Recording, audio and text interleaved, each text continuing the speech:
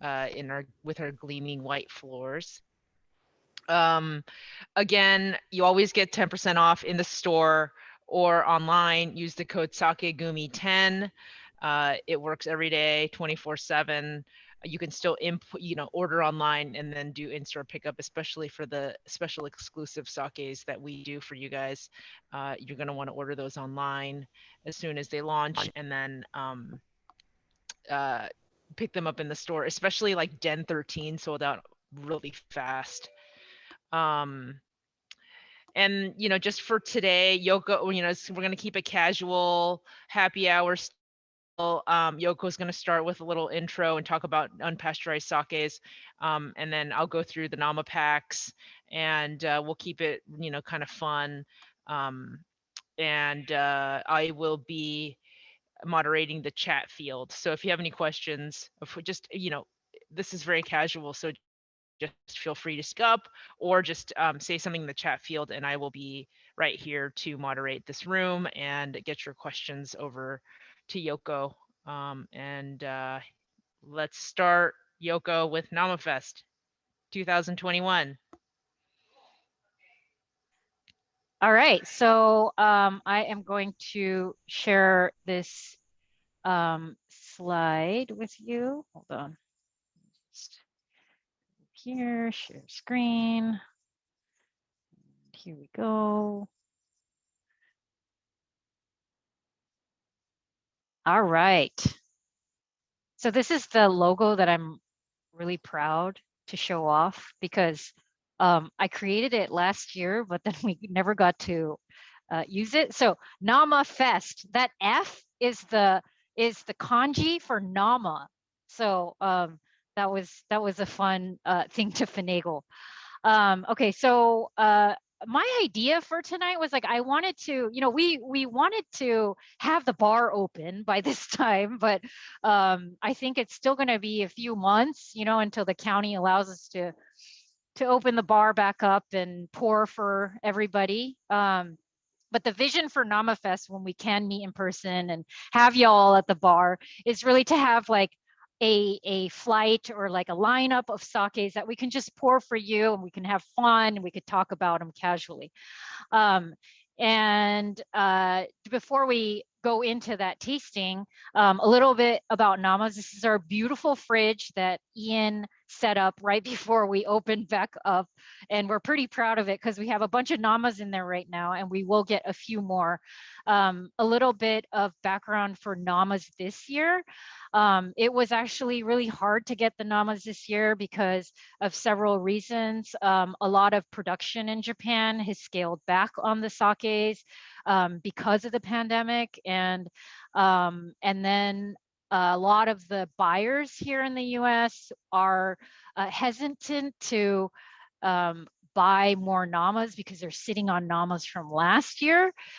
So it was very hard to get a large array of Namas this year that were 2021, but we were able to get a handful, and they're in the Gumi bottles and then also the Nama pack that we featured, and we're going to taste through today. So before I go into the pros of Namas, I wanted to go into why sakes are pasteurized in the first place. And here's a visual of somebody bottle pasteurizing the sakes. Sakes are very similar to beer in that they are alive, and then they need pasteurization to stop pasteurization and to stop spoilage. So sakes are typically pasteurized once before aging, and then again once before bottling or at bottling. So whichever, sometimes they'll feed it through a pipe and then that goes into a bottle or tube, and a heated tube, or they do it like this in this photo where they physically take the bottles and heat them in water. This is how a lot of smaller brewers do it, where they will pasteurize in the bottle. And that's also including Den Sake in West Oakland. They pasteurize it bottle by bottle. The benefits to heat pasteurizing twice is that the sake, since I mentioned they're alive, it stops the yeast and the bacteria from proliferating. So it makes the sake shelf stable. It makes it easier for transport. And so especially in the US here, when we get our sakes from Japan, most of them are pasteurized because they do go through that transportation and it takes a while to get them over here. And so it is really special when we do see unpasteurized Namasakes that come to the US. All right. Oh, okay. All right, this is a scary thing that can happen to unpasteurized sakes. This is a still from Moyashimon, Tales of Agriculture. This is a really good anime that I recommend. It's all about fermentation. It takes place in fictitious agriculture university in Japan, and they're doing all kinds of experimentation in fermentation. And one of the episodes features a lot of these hyochikin. Hyochikin is basically the bad bacteria that proliferates if sakes that are namas start going bad. So that is one of the reasons why sake is pasteurized, is so that the proliferation of hyochikin is reduced. And to avoid hyochikin in a unpasteurized sake, you do have to handle it very carefully. So going back to that slide, the first slide, which is keep it in the fridge, that's probably one of the most effective ways to avoid hyochikin proliferating in namazakes, in addition to having them right after or soon after they're bottled. Kayoko and I I've only seen hyochikin once, and it was when Kayoko and I like left the bottle Namazake from a friend that brought it all over from Japan. It looks so good, but then we were like moving from downtown to here, and it had been like 2 years, and it was on the shelf up on the barn. It was like the skylights here, and it was just like we had kind of forgotten about it, and it was like we were so excited to open it, and then it was just like film, like white film all over it. We opened it, it smelled really bad. So you'll know when it's bad. I mean, we couldn't even drink it. It didn't kill us or anything, but it definitely tasted Tasted like not milk. yeah. Very lactic. Yes.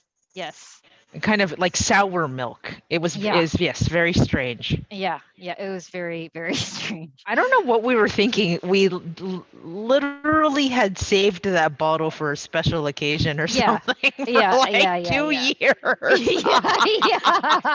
I think we had like forgot because the little sticker that says Nama maybe fell off or something. I don't know what happened, but yeah, it was sad, but it was a good lesson Really because sad. we literally saw visually the white film that of the hyochikin that was growing for 2 years on her bar. So yeah, unless you see that, I mean, you'll smell it like when a nama is going bad. One of the very first things is it's gonna taste kind of sweet, and that's because the fermentation is kind of morphing, and so you're gonna notice a little bit more of a pronounced sweetness. Okay, so why Namazake? Like, why do these brewers go through all the trouble of releasing these Namazakes that are very time sensitive and not as stable?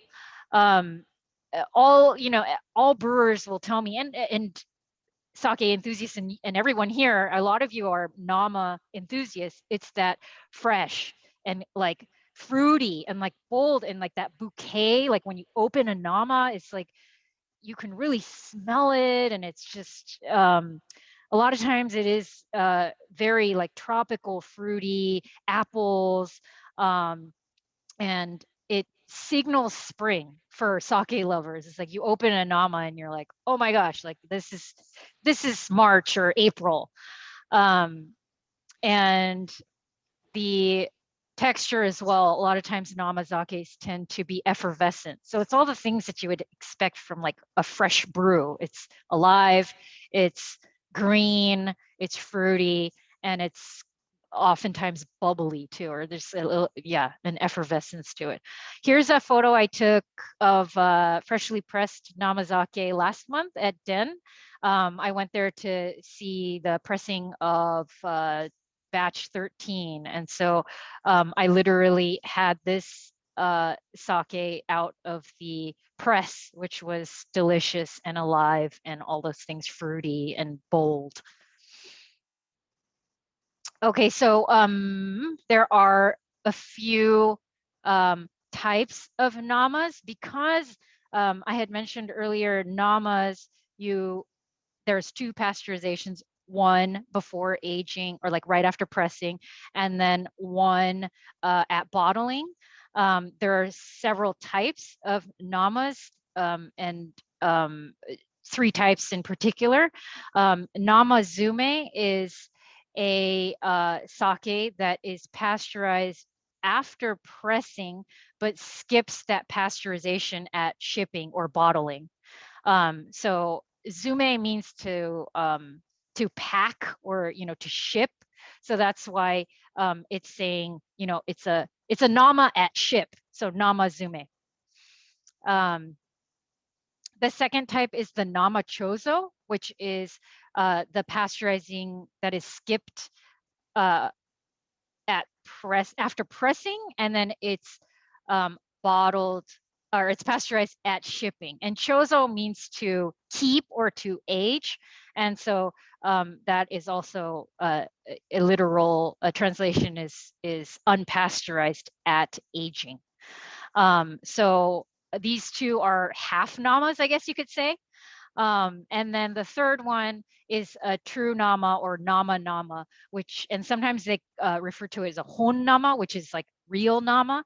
And this is the nama that is skips both pasteurizations. And we have 4 that we're going to taste today that are totally unpasteurized namas. And then we have 2 namachozos in level 1. And this is also you commonly see namas,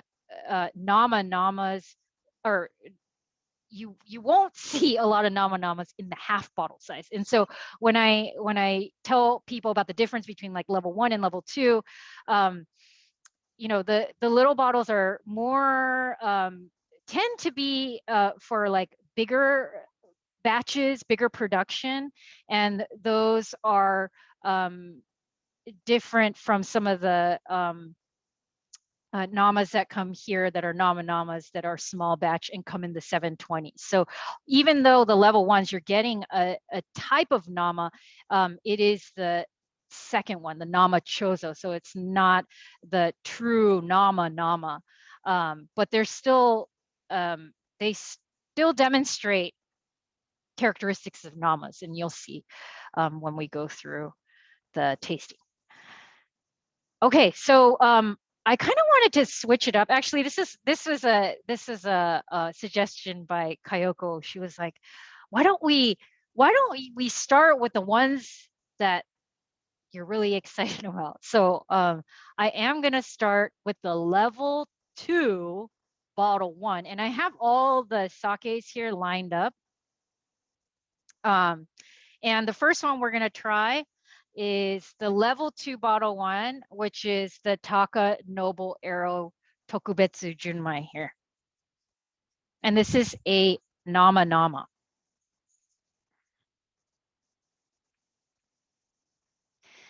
Okay, so this is from a brewery in Yamaguchi, Japan. It comes from Taka Brewery. And they specialize in drier style sakes. And that is something that they pride themselves on. And in fact, this Nama is quite dry. I mean, the SMV is pretty high for a Nama. He uses Yamada Nishiki and Hata Nishiki for a 60% seimai buai. So it does qualify as a tokubetsu junmai, or a special junmai. Like so many breweries, this brewery is very old, started in 1888. And they have, they have always been specializing in dry sakes. This sign, it says Otokoyama on it, which is that drier style sake. And they've always from the beginning been small, and they haven't brewed for bigger companies. So I think that was pretty hard, especially during the war, but they remained staunch about brewing for themselves and not brewing for the bigger breweries. The owner is Takahiro Nagayama. He came to Umami Mart, maybe, I think it was at our old location. And he talked with me kind of a long time about his time in France, and he studied wine. And so he's very interested in exploring minerality in sake. And I think that, we'll talk about it in the next few slides, but it's connected to the fact of the mineral rich water that he uses for his sake. They only brew junmai-shu, so no added distilled grain alcohol to their sake. And so it's very luxurious that they only brew junmai sake.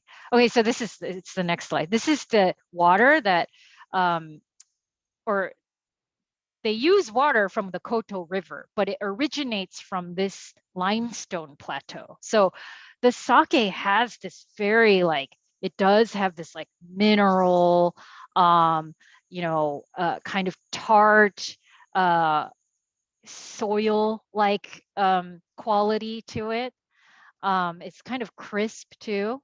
And I really like that texture and flavor note on his sakes. It definitely sets itself apart from a lot of other sakes.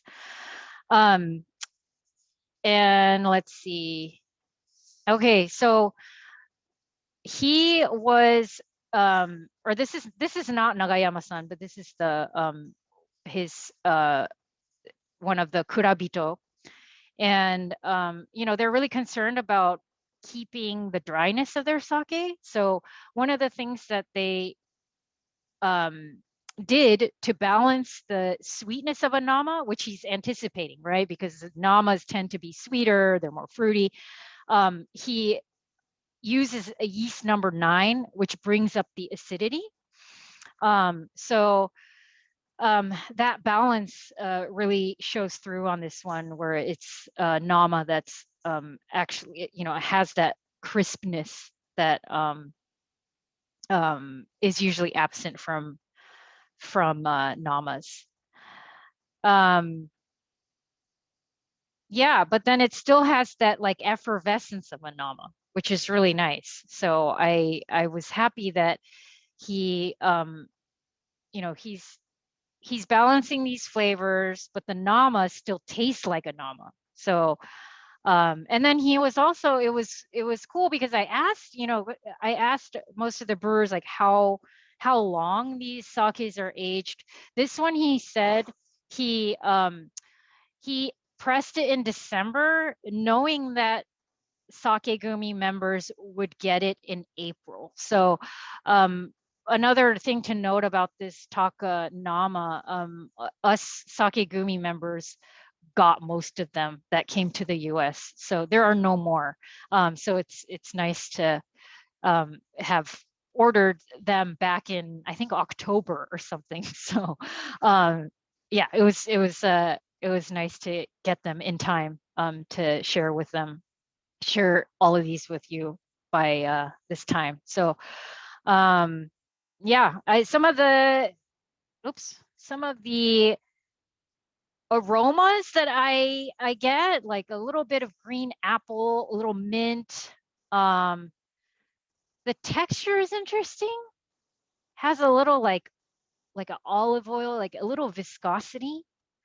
Um, and definitely that that mineral that's like from the limestone. But I wonder if what everyone else is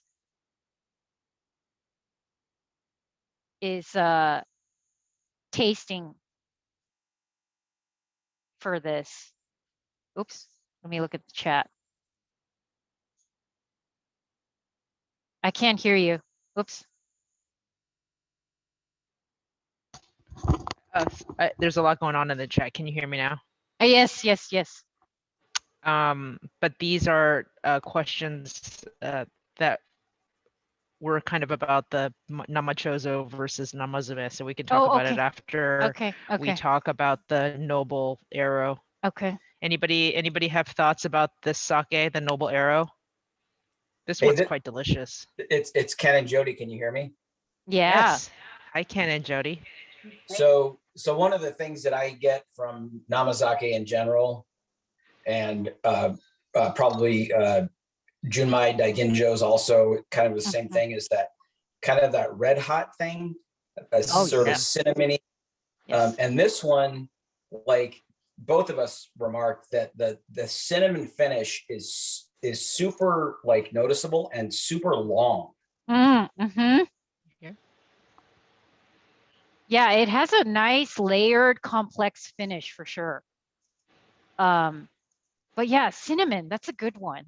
And I think that there's like that the ending for Daiginjos and Namas are, you get that nice tail and there's a lot going on.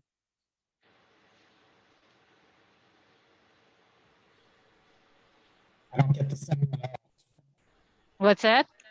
Mark doesn't get the cinnamon.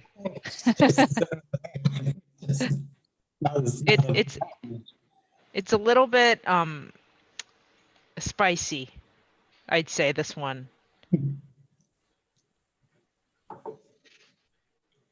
And also minerally too, if I recall correctly. Mm-hmm. Mark, what do you get? A particular flavor. It's very sort of explosive and its own thing. I'm having trouble sort of focusing on something familiar. Mm-hmm. I don't know why. Yeah, so one of the recipes that we posted this month, Kayoko made Sakura grilled oysters, and this is our favorite pairing with this sake. So we eat a lot of oysters, and this is we a shuck good them recipe. Ourselves. Yeah. We shuck all of them by hand. Lacto-mineral vibes. That's a good one, Rich. Mm-hmm, mm-hmm. Yeah. But this one does. This one does give you that. It is pretty quintessential Nama. Is this a Daiginjo? No, it's a Tokubetsu Junmai. It's a Tokubetsu Junmai. Yes, okay, 60%. But and it uses yeast 9, so it's a Junmai like. Right. So it does. Yeah, it has that something special in it. So yeah, this one. It does taste kind of like this one was our most Nama-like Nama out of the 4, I think. Yeah. Okay, so let me just ask you a couple questions, Yoko. We're gonna go backwards a little bit because Rana asks, is shipping same as bottling? I said no, but yes, it is. Yes, sorry, yes, it is. Yeah, so yes, same as bottling. So when you bottle, you intend to ship it at that point. So they don't typically age in the bottle. So some people do, but in the case of this terminology, bottling and shipping is the same. Okay, yeah, sorry, Rana, I misled you there, and I'm glad that we got that cleared up. Nikita asks, any notable differences in taste between Namazume and the Namachozo? Yeah, I feel like the Namachozo is more Nama-like because it spent so much time, like it just got pressed, right? And then they age it Nama, and then they bottle it at the end. So it kind of captures more of the Namaness, because they bottle it like right at bottling slash shipping. Whereas for the Nama um, Namazume, it is pressed, pasteurized, sits there for a bit, and then it skips the bottle pasteurization. So it kind of, you stunt the Namaness at the beginning for a Namazume. So in the ones that I've tried, Namachozo versus Namazume, it's very slight, but I tend to taste more Namaness in a Namachozo. Because the only other step after the first pasteurization would be when they're adding the extra high proof alcohol, or when they're diluting the pressing, they're adding water and stuff. So it's all the flavors are there, so they're kind of just capsulating it and then diluting, bottling, shipping it, which is different than just, I guess it's more of a case by case. Like it is. Yeah, and a brewer can like, in terms of the flavor, but I guess it is part of the pre-planning. Yeah, right. Yeah. And I mean, I think brewers can adjust it to heighten the Namaness in both situations, but in general, I feel like the Namachozos tend to be more Nama-like. I guess if you do only one, you get some stability as opposed to all of it. Yeah. And I guess right. Yeah, and that was actually something I neglected to mention it. But I wanted to talk about that, was that, like the Namazume and the Namachozo, you kind of have the best of both worlds. And that's what the brewers in level 1 told me. It's like you have you can retain some of the Nama flavors, but you're not so worried about what is going to happen to your Namas down the supply chain. So we're lucky because we know, the importer, we know the distributor, so we know that they're bringing in these Namas in a responsible way. But if you don't know, doing a Namachozo or a Namazume for some of these brewers, they'll have more faith in it, in the product getting to the consumer in a suitable state. But yeah, it's definitely risky, so a lot of these brewers are hesitant to release Namas to the US. But these brewers we're glad that they have faith in their exporters and us, and so we just try to get it out as fast and cold, and and so hopefully we'll get more next year too. Okay, so I think we'll move on to the next one. We can go with questions. We can continue after we go through the sakes, and we can pepper more in. You can always interrupt me too. Okay, second one, level 2, bottle 2. This is the Nihaku Origin of Purity Junmai Gincho Nama.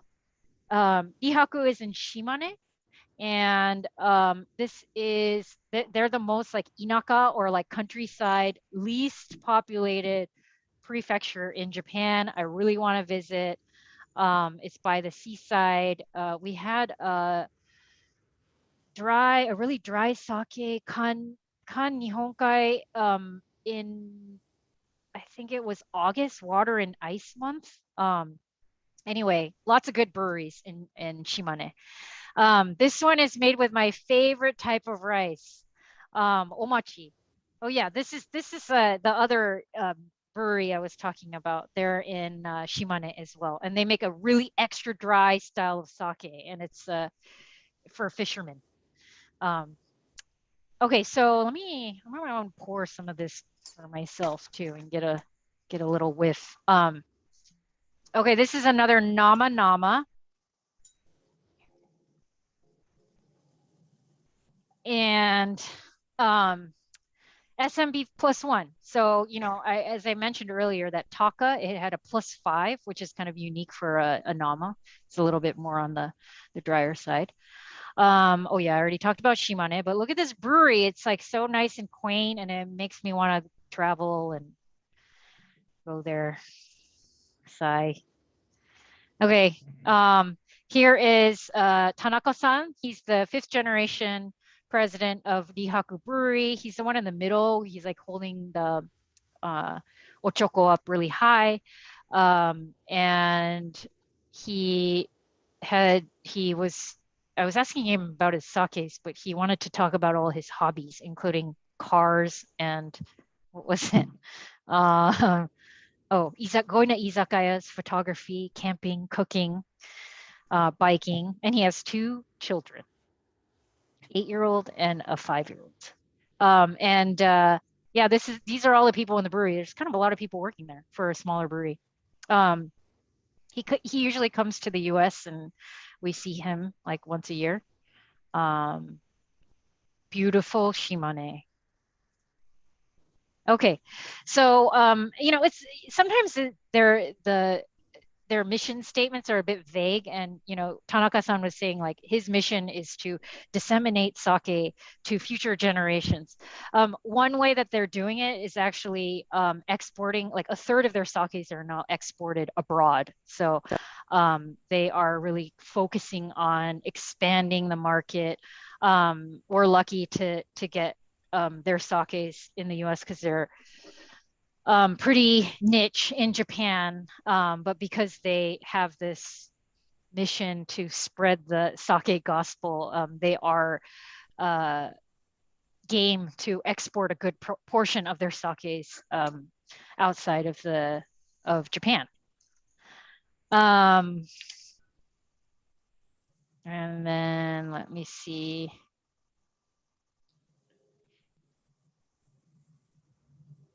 Oh yeah, I talked about Tanaka-san and the Nama. Okay, so I was asking him about this Nama in particular.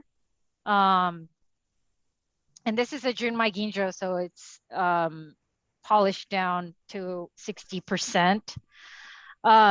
So he really likes that Namas have like a rich flavor, very aromatic and robust. And those things are suppressed when you pasteurize it. I think on the second, I tried this more recently a few days ago, and it actually did have a nice bouquet, really, really powerful bouquet of the Nama. Okay, so he was saying that, loves the bouquet of the Nama, but very difficult to maintain the quality, especially when you're exporting to abroad. Enzymes during fermentation or that are still, in the bottle are changing very quickly. And so it's hard to control that or to know that it's going to still taste good when it gets to all of y'all. And also the lactic acid is still present in the bottle. So again, that instability of the Nama is very challenging. So he was just talking about the discussions that he had with Vine Connections, which is the importer, to make sure that everything was in place to bring it over here in the condition that would keep the sake in tip-top condition by the time it gets here. So let's see, I'm gonna admit this person. So, in addition to, or we talked about with Taka, he had adjusted the yeast that he was using to get a drier sake to balance the sweetness with the acidity. One of the things that Tanaka-san said that he does different about his Nama is that he uses a specific koji suited for the Nama. You know, I should have asked him exactly what kind of koji, or like what about the koji was different, but I didn't. Oh yeah, spearmint finish. I just saw this Honkai. Definitely, and that's the omachi. I always, you know, with the omachi, I always get this like herbal kind of like minty finish, and that's the one of the things that I really like about the omachi. Okay, all right. So some of the aromas that I got from this one, I actually got some like you know, floral, fruity, a little bit of like jasmine, a little bit of like cherry too. A little bit of almond, like yeah, almond milk. Like it's kind of creamy too.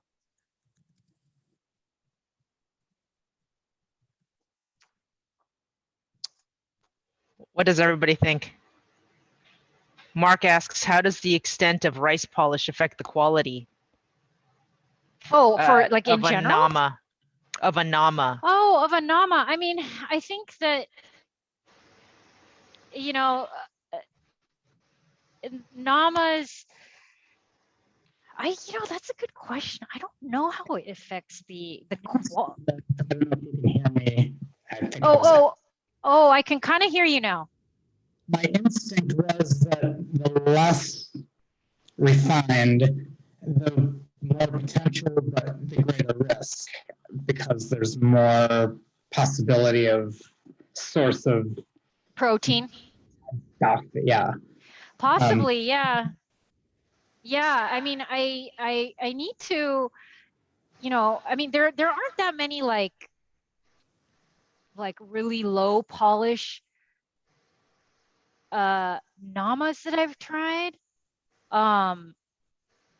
But you know, I've seen a fair amount of Junmais that are Namas, but you know, the ones that we're trying for these Namas right now, the two so far are polished down to 60%, and that might also complement some of those fresh Nama flavors.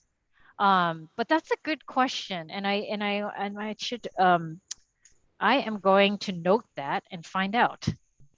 Thank you. How does I like this. It changes flavor every time I taste it. Rich Chen says, kind of want to try with tropical dishes. Oh, yeah. Like poi or Goya champuru. I would definitely pair well with like a pineapple teriyaki sauce or something like that. Oh, yeah. Because when it's really cold, when I first opened it and put it in the glass, it had a lot of the toasted cereal and some of the, which I think was, you know, like a combination of just being opened and the genshu and all of that. But as it's kind of like warmed in the glass, because it's really hot in here right now, it's like, you know, straight pina colada or something like that. But in a dry way, it's not cloyingly sweet. You know, it's I think the genshu really helps with that as well. Yeah. Let me, I'm going to drop this recipe into the chat. We actually made this along with the barbecue oysters, but it's Yoko wrote this Oriental chicken recipe that is the best thing ever. And it's in the chat. She wrote it years ago, but I still go back to it. And it's the best recipe. And it's great on a barbecue. And it went really well with this sake. So when you're having a barbecue this summer, I highly recommend that. All right. Yeah. And the use of Oriental is kind of kitschy. we were like thinking of like Panda Express or something, you know? It's okay. It's okay. Yeah, I don't need to, I don't I mean, I'm just explaining myself. You know, yeah. It was at least 5 years ago when it was maybe okay. Now it's not okay, but it was maybe okay, like 7 ago. Okay. Yeah. Okay. I think it's my turn now. Yeah. Oh yeah, no, food pairing. Okay.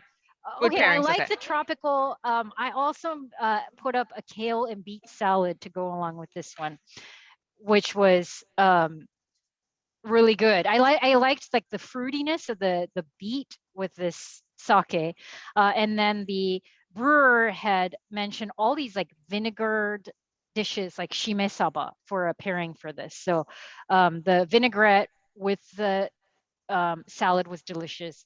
And then next time I have this, I would love to try it with the shimesaba. Okay, I'm gonna pass it to Kayoko. Um, I have the pleasure of presenting the NamaFest pack, which is very exciting. I know that most of you on here today have it. And these are two very special bottles because they are like the level 2 bottles. They're 2021, so they just arrived to the States. We were actually kind of like waiting for them to the very end, and it finally got here, and we're so lucky. I'm going to start with the Haru no Kumpu, which translates to spring breeze. And if you recall, we did this in January with Heiwa Shuzo. We had a Zoom event and we did the kid Shiboritate. And that was the January, or that was the fresh pressing for the new year. And this is the fresh pressing for spring. And if you recall kind of sort of the flavor profile of that, you'll get it in this bottle as well. Except we actually all thought that this was a little bit more mellow. And it had a little bit more weight to it, and we really enjoyed this one.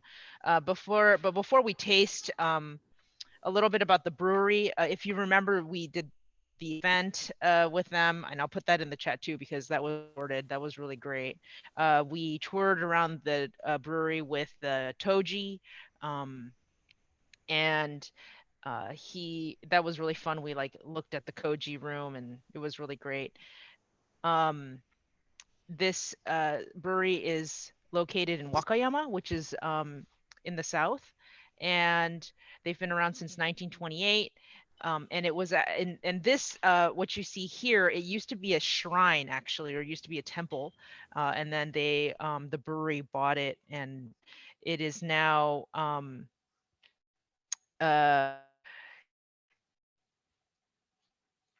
sorry. They were making sort of not, they were making low quality sakes. They production in World War II, and they resumed with this fourth generation president who kind of revamped the brewery. This here, I'm sorry, is the Toji, and who is the master brewer. What was his name again? Shibata-san, yes. But anyway, this president Yamamoto-san, he's kind of turned it around, and they've started making very high quality sakes from what in comparison to what they used to make. Heiwa in Japanese means peace, and so that's very appropriate for the current affairs, of course. They also brew craft beer, which is quite popular, and we'd love to get those in, as well as umeshu. They brew with the local waters in Wakayama. Okay, let's talk a little bit about the sake itself. I'm sorry, I don't know where I am. Haru no Kumpu, or spring breeze, it signals the new season.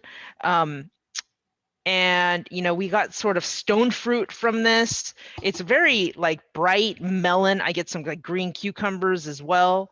Really like a nice pillowy texture.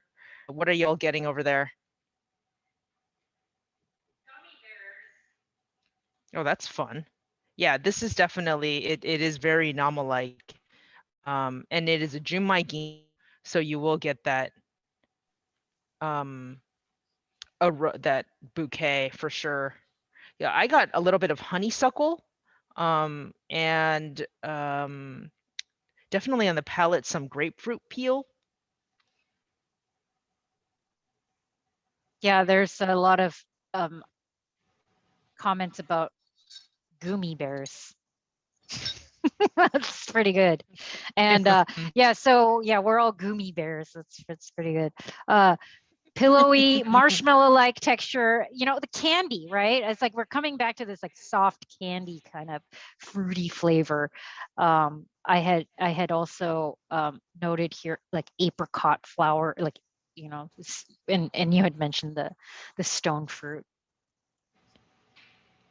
Yeah, this one is definitely it's like a fun Nama. Yeah, and it signals kind of like a positivity, or you know, looking into the new year positivity. I really love this one. And this one was super juicy too, right? Like just a little bit. Yeah, like Gummy bears. Oh yeah, and then yes, from our staff tasting, we kept saying Starburst.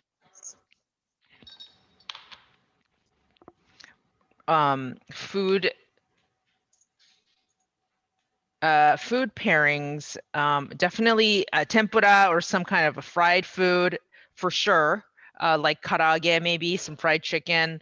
I loved it with like just avocados with yuzu kosho, something creamy like that. Otherwise, ceviche is also very good. And yes, Andrea, the Wakayama is also known for their ume, so their umeshu is very good, and we have a couple here as well. Really beautiful place. Okay, let's move. We're good. Anybody have any questions, or we're good? Okay. Moon on the Water. I'm sure you all recognize this bottle. It is a house favorite. Imada Shuzo, we did a Zoom event with the owner and Toji last year, Miho Imada. And she is one of the, of course, a handful of female Tojis in Japan. And she got like top 50 interesting women in the world by the BBC, I think, around Christmas time. So it was a real honor. And Fest pack last year, but that was the 2020 version, and so we're really lucky to get the 2021 version. We did get like swipe the last cases.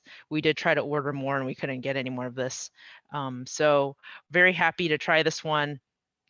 As usual, her sakes are a little bit more mineral forward, but I think that the Nama aspect of it not being pasteurized really adds a layer of fruit and a little bit more texture than you would get from the normal Moon on the Water. And again, if we were in person, we would taste those side by side. But we'll do that next year, hopefully. Let's see here. What else they say? It's you'll see it's like a beautiful champagne. Oh, and there is her gorgeous brewery in Hiroshima. Really well known Hiroshima for their sakes. This one is a Junmai Ginjo. They're well known to have the area is known to have created the Ginjo yeast, and so that's definitely their claim to fame. A lot of pride there for their Ginjo sakes. Also well known for their oysters, and so of course we want to go there, and their yakisoba style okonomiyaki. So that's another thing that they have there that we have to go. This bottle has awesome acidity. Starts off really elegant and it's tropical. I got a little bit of like pepper and spice and maybe a little bit of black sesame in there as well. I don't know if you would agree.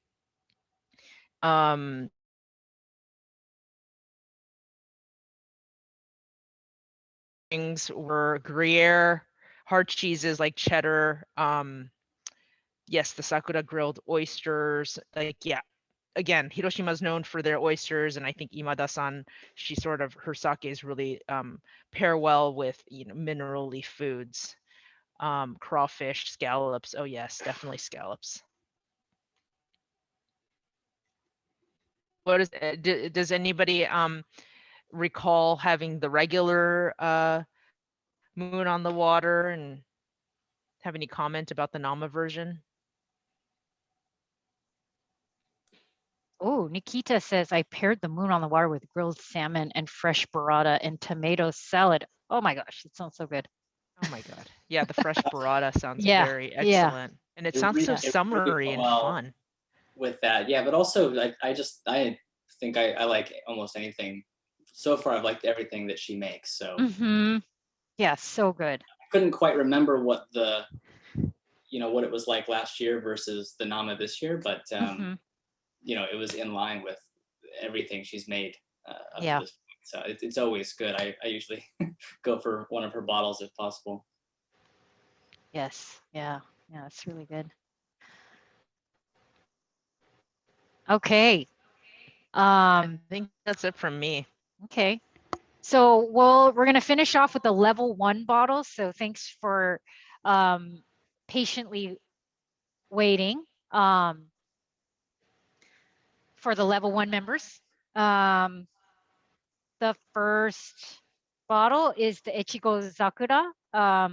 This is coming to the US and to Gumi members first. So nobody has this yet. We ordered this like beginning of the year. We wanted a Nama. This is a Nama Chozo again. And this is actually, okay, so it is a Futsushu. It had come to me on it's saying it was a Honjozo, but I saw that it was a Menko-ina 72%. Okay, so Honjozos, we're gonna get a little technical here, but typically when a sake is called honjozo, there's, you know, rice, water, yeast, and koji, and a little bit of the distilled alcohol added to it. But it also has to have a minimum polishing ratio of 72, or maximum, I guess, in this case. So it's of 70, I'm sorry, of 70. So when it went over 2%, I asked the brewer, I was like, wait a minute, is this a futsushu? And then they said, oh yeah, it is, or the importer, I asked the importer, it's over 70, which means, you know, it's a futsushu. So it's a futsushu, but that's only because it's 2% over the polishing rate that a honjozo classifies for. Namachozo, +1, so, you know, relatively it's in line with the Namas that hover around that SMB for Namas.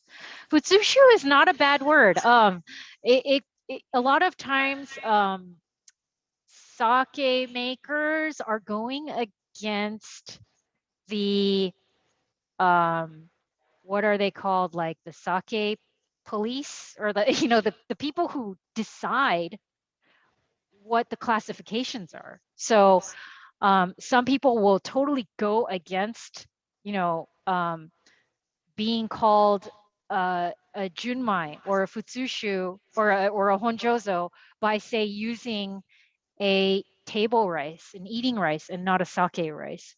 So those things can throw you into the futsushu category.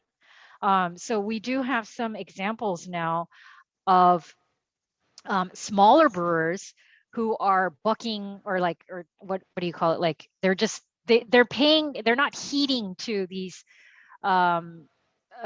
requirements that these sake officials impose onto the market, which, I mean, it's good to have these parameters, but in some cases it's kind of interesting how some brewers are pushing back against it.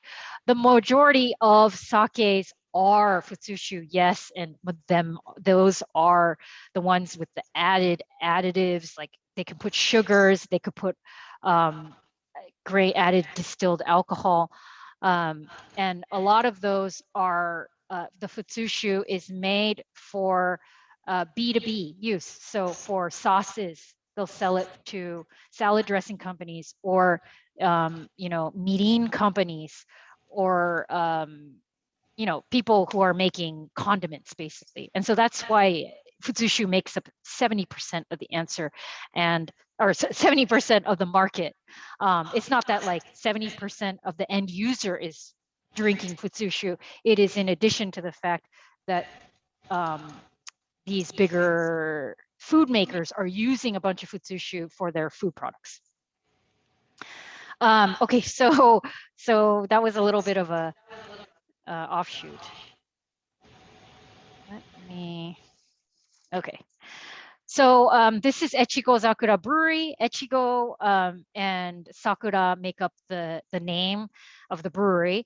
Ichigo is a place in Niigata, and then Sakura is cherry blossom. And basically, they told me that the mission of their brewery is like a sakura tree.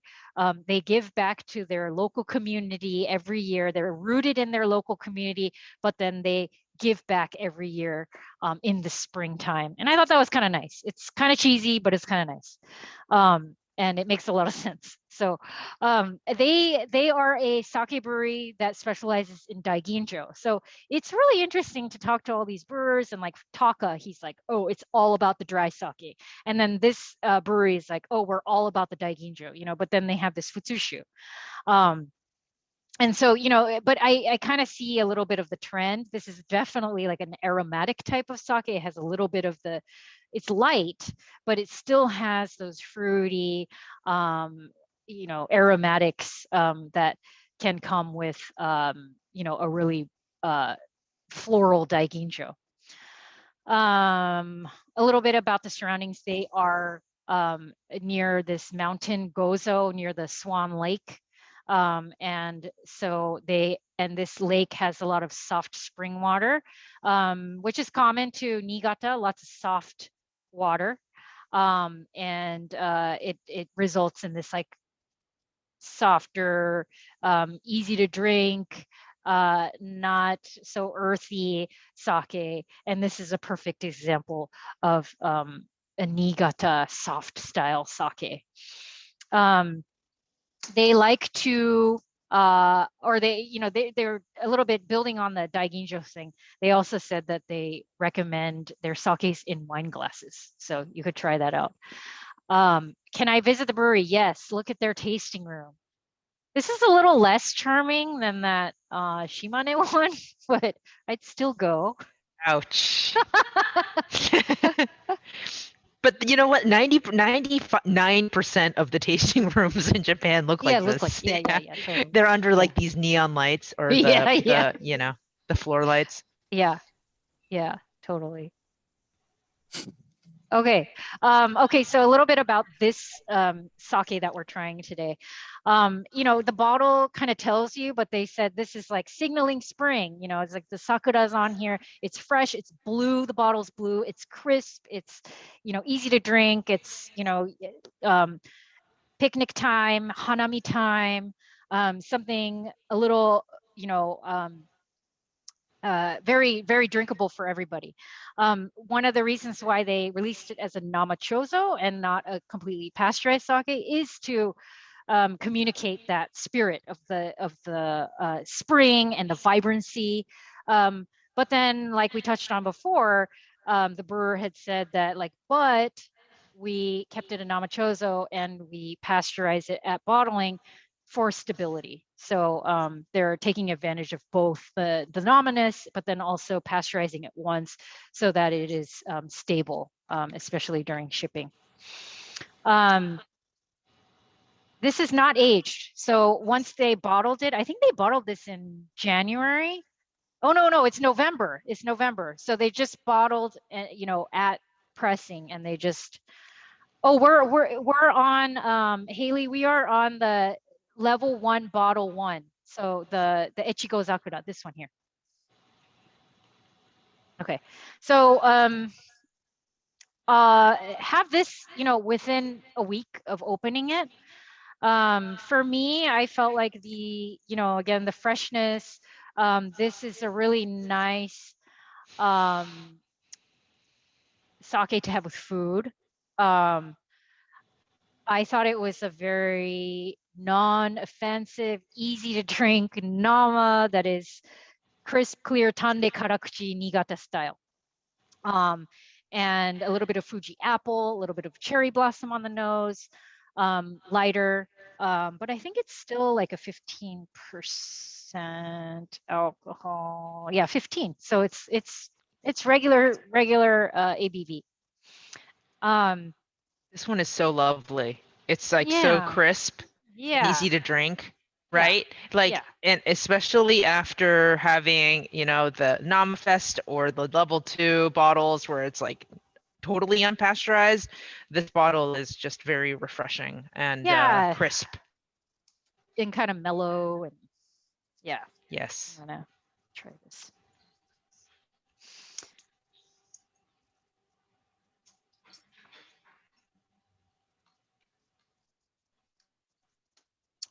Okay.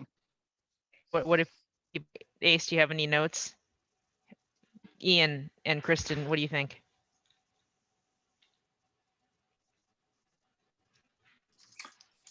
Hi, this is Ace. So I wrote in the chat, I don't know if my mic is working, but yeah, it's got kind of a nice combination of crispness, but sweetness, and then just a very slightly, ricey, chalky texture to it. Mm-hmm, mm-hmm. Yeah, it's and got kind of Nichelle like says, that powdery texture. I think that's what a little bit of like a chalky, what you said. Yeah. No, totally not. Nichelle says, Oh, go ahead. Sorry. oh no, sorry. It just Nichelle says she's enjoying in a wine glass. It is very different. Yes. Oh, nice. Yeah, we always encourage everybody to try. You get more of the aroma in the bouquet from a wine glass, Yeah. and this one is a little bit harder than the other ones, the bouquet, but you definitely get Yeah. a little bit of juiciness. A little fruit. Yeah. Yeah, and I think Yoko, you were gonna say absolutely not a sin to drink this on the rocks. Oh yeah, yeah. And Kristen, I was writing. Oh yeah, I was writing about something, and I had read about Giada De Laurentiis talking about how she drinks her wine on ice, and how I was kind of relating to her because I drink my sake on ice sometimes. So as you get older, it's like your tolerance goes down. So it's like it's nice to have the option to drink it on the rocks, and there's nothing wrong with that. And sake is sometimes, like the Genshu is 18%, it's like, yeah, sure, no problem. Just put it on the rocks, whatever you want to do. And I think sake is really fun that way because you can go from on the rocks to warm and there's really there are no rules. So that's kind of nice. Okay. Next and last sake, this is the Kamatsuru Nama Kakoi. And kakoi means to like, enclose or like so I think I saw some chat remarks about storage, and yes, that is what it means. So it's nama chozo.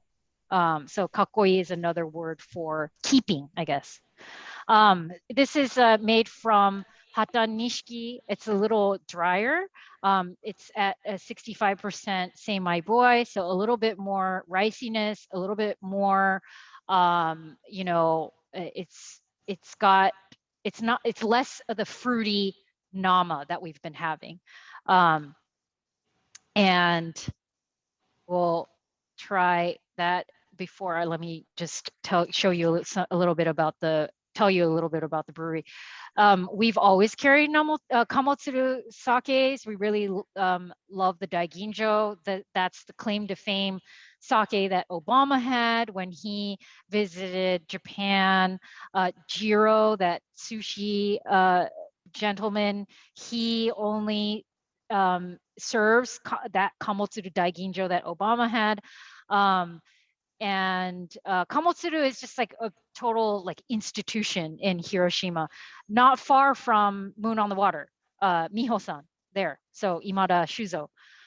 So there's a very rich brewing community in East Hiroshima City, or Higashi Hiroshima-shi. Oh yeah, I let me go back. This Numazu pattern, that checkered pattern, is very traditional and common for sake breweries. And then this is a kind of a cool shot in the morning. And yeah, it's a beautiful morning in Hiroshima. So the Toji who makes this Namakakoi, his name is Ide-san Yuta, and he oversees the number 4 employees. There's 4 breweries, so number 4 meaning the 4th brewery. There's about 11 people working day and night in shifts, and they make this particular sake, this type, the Namakakoi. Similar to how the Ichigo Zakura folks explained to me why they released a Namachozo. It was to have a sake that would capture some of the namaness, but then also be stable for shipping and release. Oh yeah, here's another tasting room. This looks a little bit more elaborate, which I would expect since Kamotsuru is quite big. And then here he is, Ide-san. And I did go over a little bit about the Namachozo. He did mention also, which is a good point, but I think all of these sake breweries do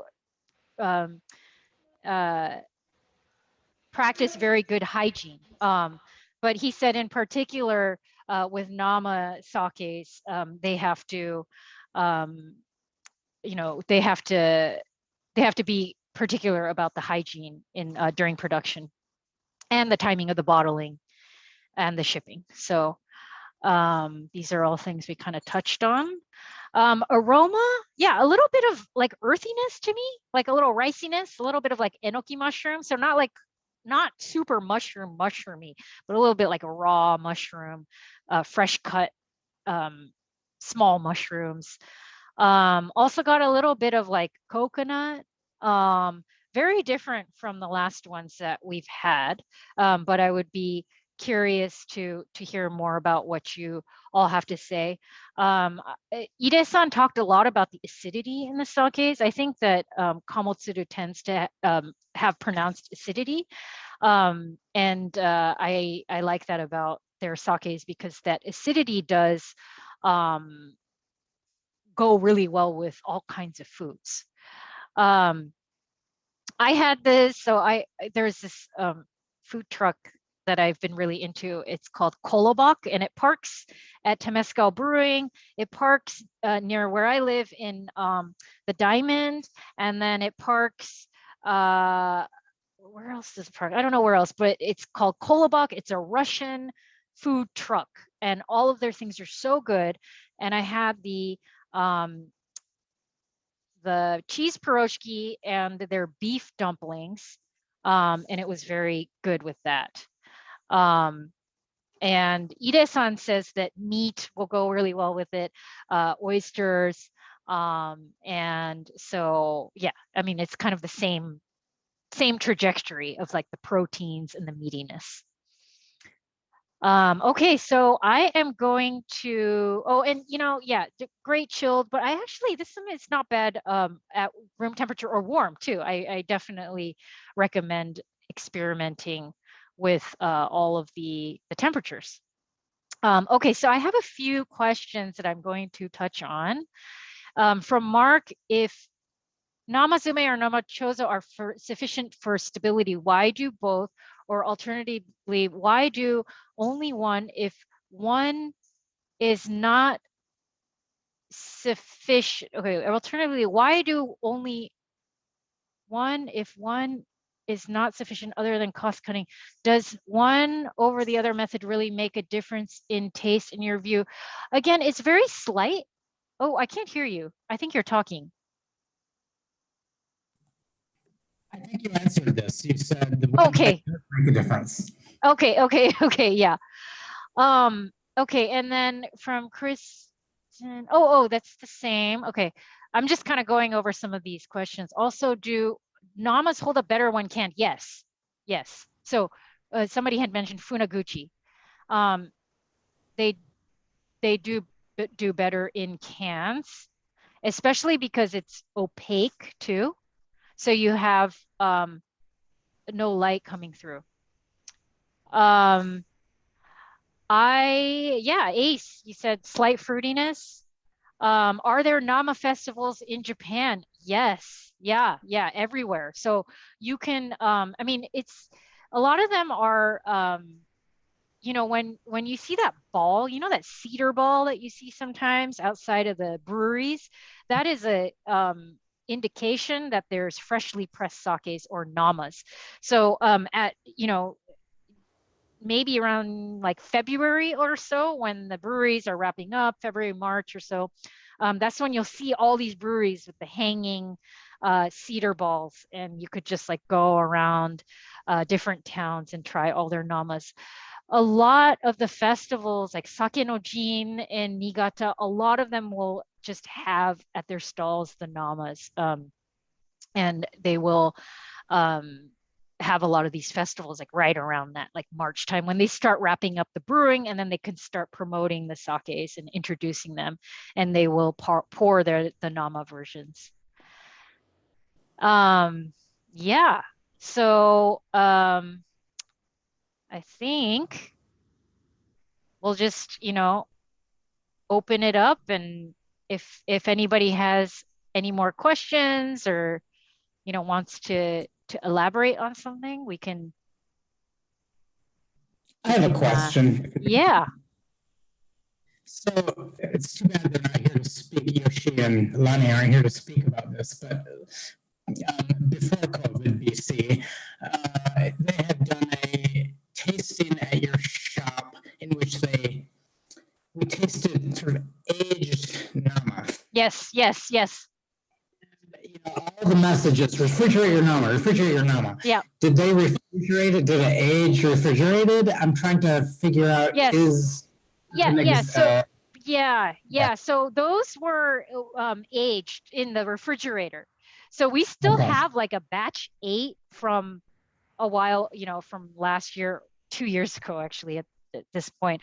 But if you're going to age a nama, keep it in the refrigerator. And people are, Tomiko-san, who is in sake, and she's local, and I think I've heard some other like on sake on air, some of those folks, they said experiment, put the nama in your refrigerator for 3 years and see how they are. Like sometimes they actually mature, they get softer, like they're not as like fizzy, and they're not as like crazy, and they'll settle down.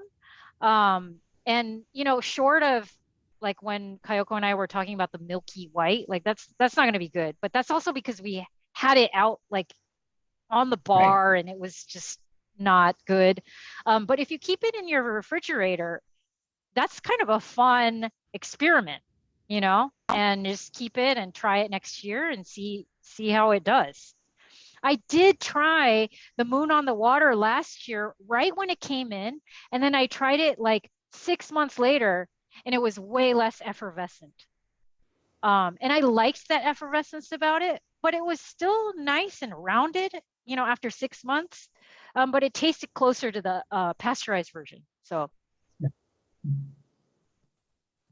Thank you. Yeah. Okay. Oh, it's nice to see everybody. I had the slideshow on for most of my screen. So, well, thank you, everybody. I hope you were able to try at least 2 of the sakes, and If you had all 6, that's pretty great. Your Nama champions. And then hopefully next year we'll have the NamaFest in person, and we can, I mean, like the vision is that we would have a NamaFest in the parking lot, and it would be like a big festival, you know, and then we would invite Den, and they would be like Nama on tap, and like, you know, so that's the vision. But this is okay too. So it was really nice to see everybody, and thank you so much, and have a good night. Bye. Yeah, thank you. Bye. Thank you. Thank you. Bye. Thank you so much. Bye. Bye. Thank you. Thank you.